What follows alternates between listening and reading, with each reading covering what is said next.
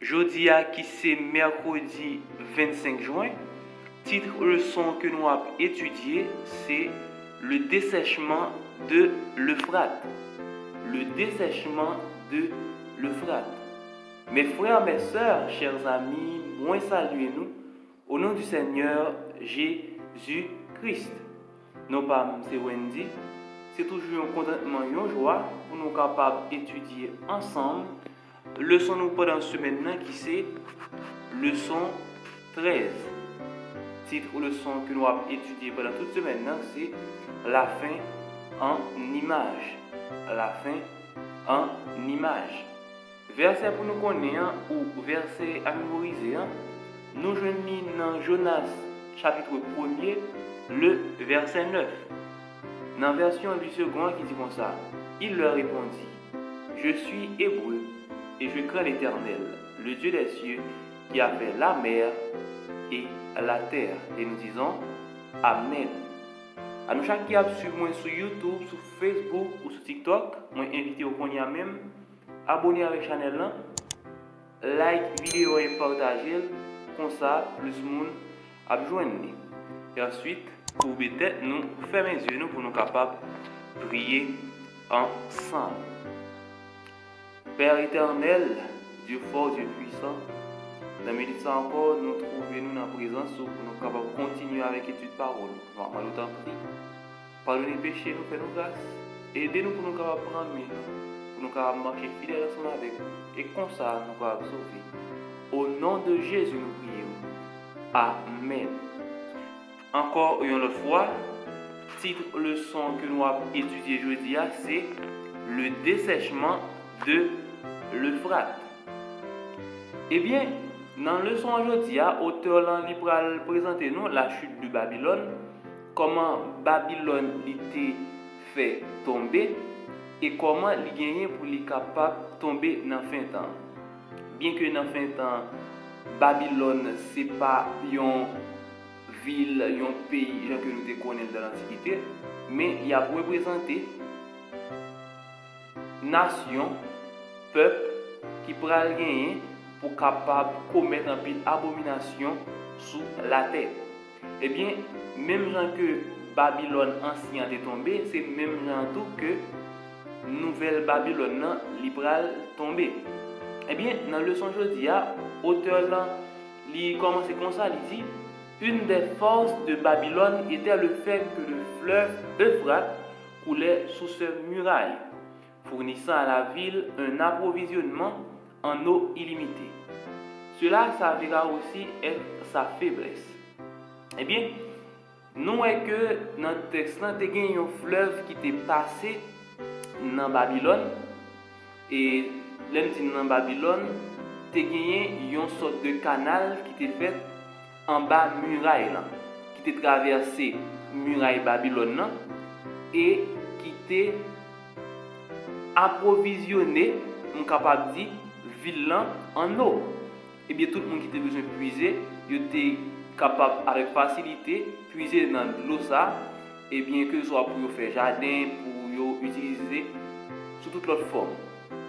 Eh bien, nous voyons que fleuve ça, c'est lui-même que l'ennemi babylonien va utiliser pour détruire Babylone. Eh bien, fleuve ça lui-même littéralement Euphrate. Jacques Noël dans le son, le fleuve de l'Euphrate, eh bien c'est fleuve qui était passé dans Babylone. Eh bien, nous voyons que puis dans le texte là, auteur ici.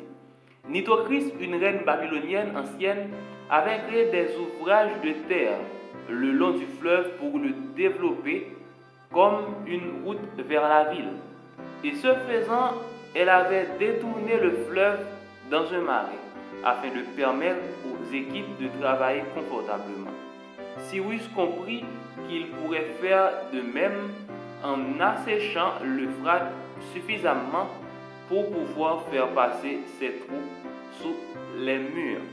Eh bien, nous voyons que Nitocris, eh bien, c'est lui-même qui était détourné fleuve ça, qui était alimenté un marais. Eh bien, il était détourné fleuve ça, il était fait un autre canal pour être capable de passer dans Babylone même. C'est-à-dire, fleuve là, c'est pas tout naturellement il était passé dans Babylone. eh bien, lorsque li fait fleuve passer dans Babylone, li te mette des arbres et en dedans muraille là, et bien pied bois ça yo, eh bien, yo te alimenté avec l'eau. C'est-à-dire, eh bien, Babylone lui-même, non seulement et grande puissance était liée avec les soldats que le gagné, eh bien, l'eau a participé dans l'élévation royaume ça. Eh bien, nous avons voir que Cyrus, qui c'est le roi de Perse, parce que c'est les Mèdes et les Perses qui t'a emparé du royaume ça, eh bien, nous avons voir comment ils ont utilisé le fleuve ça pour yo même yo capable envahir Babylone pour yo détruire. Nous sommes capables de voir plus bas dans le texte là que selon une source qui connue, eh bien, historien grec ça qui c'est Hérodote, il dit comme ça. Ceux qui vivaient au centre de Babylone n'avaient aucune idée que les banlieues étaient tombées, car c'était un temps de fête et tout dansait et se livrait à des plaisirs. Hérodote, The Stories, Tom Holland, New York. Péguin 2015, page 94. Eh bien, lorsque les Mèdes et les Perses, eh bien, ils ont une possibilité pour être capable d'utiliser faille ça qui c'est fleuve là pour passer, eh bien, pas de gain, il y a un grand monde dans Babylone qui t'attend avec un bagage comme ça, qui était au courant que un bagage comme ça va le faire. Eh bien, les Mèdes et les Perses, ils ont fouillé l'autre tout, pas dire tout, l'autre canal pour fleuve là lui-même, il est capable de faire l'autre côté. Eh bien, même tout ça que fleuve a été utilisé pour capable traverser Babylone, c'est même lui-même qui a utilisé pour capable passer et rentrer en dans muraille là. Pas quelqu'un qui devrait attendre avec un bagage comme ça. Eh bien, pendant tout le monde dans le royaume a fêté, nous songeons comment festin Belshazzar était dans le son hier là. Eh bien, les Mèdes et les Perses ont envahi le royaume, ils ont détruit, ils ont écrasé, ils ont brisé, et bien ils ont tué Belshazzar, et bien prophétie li accomplie. Et nous quand on va plus dans le texte, l'auteur li invité nous li Daniel 5 verset 18 à 31, Apocalypse 16 verset 12 à 19, et après il pose question ça, il dit quel parallèle trouvez-vous entre certaines des plaies de l'Apocalypse et l'histoire de la chute de Babylone? Eh bien, nous avons vu que la chute de Babylone dans l'Ancien Temps, dans l'Ancien Testament, eh bien, il semblait avec la chute de Babylone dans le Nouveau Testament, qui c'est le livre de l'Apocalypse, chapitre 16, verset 12 à 19. Eh bien, lorsque sixième et plaie en frappé, eh bien, le fleuve qui c'est Euphrates, selon l'Apocalypse, lui tape séché. Eh bien, c'est fleuve ça même que nous avons utilisé pour rentrer dans Babylone. Nous avons partir et l'île ensemble avec une grande bataille qui c'est la bataille d'Armageddon. Côté les ennemis de Dieu, Satan avec acolyte ils pourra lutter contre bon Dieu. Eh bien, c'est partie ça qui lie ensemble avec ça que nous sommes capables de brûler la victoire du Christ sur le diable, qui est la victoire finale. Et nous sommes capables de voir que l'auteur a présenté nous Matthieu 24, verset 42 à 43, où il dit veillez donc, puisque vous ne savez pas quel jour votre Seigneur viendra. Sachez-le bien, si le maître de la maison savait à quelle veille de la nuit le voleur doit venir, il veillerait et ne laisserait pas percer sa maison. Alors nous pouvons voir que prophétie ça, il semble peut-être coupé avec méthode que les Mèdes et les Perses étaient utilisées pour capable rentrer à Babylone. Et bien là, il montre que c'est tant qu'on volet que Mèdes avec Perses étaient rentrés. Et c'est comme si c'est Perses qui ont été percés mur là pour être capable de rentrer dans Babylone. Eh bien, nous avons prophétie ça tout, les concernés nous-mêmes dans fin temps, nous-mêmes qui appliquons la parole de Dieu, qui croyons dans le message des trois anges. Il est important pour que nous puissions non seulement veiller et prier, pour même bagaille qui est arrivé Babylone, non, il pas arrivé nous. Et puis, il dit ensuite, tout comme dans la chute de Babylone, l'apparition soudaine de Christ surprendra la Babylone moderne.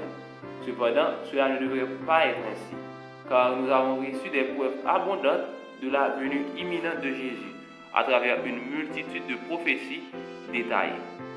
Le monde ne sera pas pris par surprise, simplement parce qu'ils ignorent ce que Dieu a prédit. Il sera surpris parce qu'il a choisi de ne pas croire ce que Dieu a annoncé d'avance. Eh bien, même gens que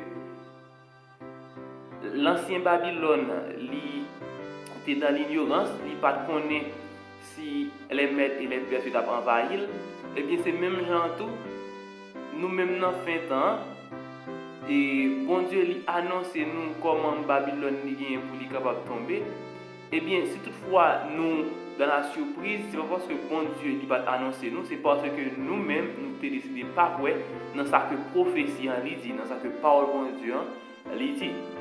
Et dernière partie du texte là, auteur en invité nous lire précisément après le 16 verset 15 et après il pose une question ça que moi invité nous à répondre. Il dit même au milieu de ces avertissements de la fin des temps, quel message évangélique y trouve-t-on? Que signifie le fait de ne pas marcher nu? Pour nous finir, nous avons courber tête, nous fermer les yeux pour nous prier. Merci Seigneur parce que tu te permets encore nous être capables d'étudier le son ça. Nous avons autant pris, partez-nous seuls, accompagnez-nous, et seuls maître et sauveur nous. Au nom de Jésus, nous prions, nous force à courage, puissance, à autorité, pour nous continuer de lutter, continuer de travailler pour ton avènement ici-bas. Amen. C'est comme ça que nous avons mis fin avec la leçon jeudi. Moi, j'espère que nous te comprendre. À bientôt pour leçon jeudi. Que votre Dieu continue à bénir.